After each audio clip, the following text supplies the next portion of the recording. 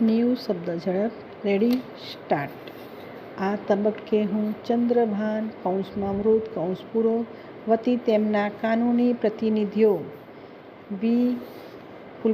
સરસ્વતી કૌંસમાં 2022 કૌંસમાં 13 કૌંસ પૂરો સ્કેલ 777 કૌંસ પૂરો ના કેસમાં માનનીય સર્વોચ્ચ અદાલતના ચુકાદાનો ઉલ્લેખ કરું છું. માનનીય સર્વોચ્ચ અદાલતે ફકરા 33માં CPCની કલમ 100 હેઠળ બીજી અપીલને લગતા સિદ્ધાંતોનો સારાંશ નીચે મુજબ આપ્યો છે. ફકરો 33 આ કેસ માટે સંબંધિત CPCની કલમ 100ને લગતા સિદ્ધાંતોનો સારાંશ આ રીતે આપી શકાય.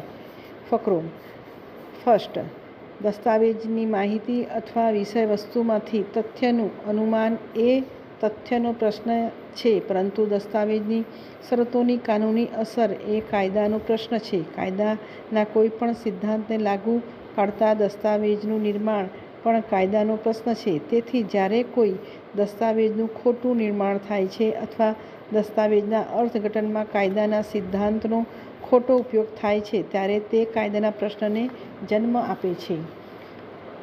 ફકરો સેકન્ડ, ઉચ્ચ અદાલતને સંતોષ થવો જોઈએ કે આ કેસમાં કાયદાનો નોંધપાત્ર પ્રશ્ન સામેલ છે. માત્ર કાયદાનો પ્રશ્ન નહીં, કેસના નિર્ણય પર ભૌતિકતા ધરાવતો કાયદાનો પ્રશ્ન કૌંસમાં એટલે કે એક પ્રશ્ન જેનો જવાબ દાવાના પક્ષકારોના અધિકારોને અસર કરે છે કૌંસ પૂરો ત્યારે કાયદાનો નોંધપાત્ર પ્રશ્ન હશે જ્યારે તેને કાયદાની કોઈ ચોક્કસ જોગવાઈઓ અથવા બંધનકર્તા પૂર્વવર્તીઓમાંથી ઉદ્ભવતા સ્થાયી કાનૂની સિદ્ધાંત દ્વારા આવરી લેવામાં ન આવે અને તેમાં વિવાદાસ્પદ કાનૂની મુદ્દો સામેલ હોય. તેનાથી વિપરીત પરિસ્થિતિમાં કાયદાનો નોંધપાત્ર પ્રશ્ન પણ ત્યાં ઊભો થશે જ્યાં કાયદાની સ્પષ્ટ જોગવાઈઓ અથવા બંધનકર્તા પૂર્વવર્તીઓને કારણે કાનૂની સ્થિતિ સ્પષ્ટ છે, પરંતુ નીચલી અદાલતે આવા કાનૂની સિદ્ધાંતની અવગણના કરીને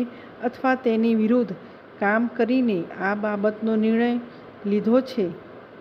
બીજા પ્રકારના કેસોમાં કાયદાનો નોંધપાત્ર પ્રશ્ન એટલા માટે ઊભો થતો નથી કારણ કે કાયદો હજુ પણ વિવાદાસ્પદ છે, પરંતુ કારણ કે ભૌતિક પ્રશ્ન પર આપવામાં આવેલ નિર્ણય કાયદાની સ્થાયી સ્થિતિનું ઉલ્લંઘન કરે છે. ફકરો થર્ડ, સામાન્ય નિયમ એ છે કે ઉચ્ચ ન્યાયાલય નીચલી અદાલતો દ્વારા મેળવેલા તથ્યોના તારણોમાં દખલ કરશે નહીં, પરંતુ તે સંપૂર્ણ નિયમ નથી. કેટલાક સારી રીતે માન્યતા પ્રાપ્ત અપવાદો એવા છે કે જ્યાં નીચલી અદાલતોએ ભૌતિક પુરાવાઓની અવગણના કરી છે અથવા કોઈ પુરાવા પર કાર્યવાહી કરી નથી.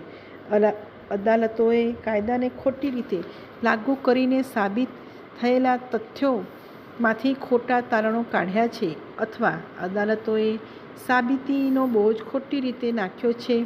જ્યારે આપણે કોઈ પુરાવા પર આધારિત ન હોઈએ તેવા નિર્ણયનો ઉલ્લેખ કરીએ છીએ ત્યારે તે માત્ર એવા કેસોનો જ ઉલ્લેખ કરતું નથી જ્યાં પુરાવાનો અભાવ હોય, પરંતુ તે એવા કોઈપણ કેસનો પણ ઉલ્લેખ કરે છે જ્યાં સંપૂર્ણ રીતે લેવામાં આવેલા પુરાવા તારણને સમર્થન આપવા માટે વ્યાજબી રીતે સક્ષમ ન હોય.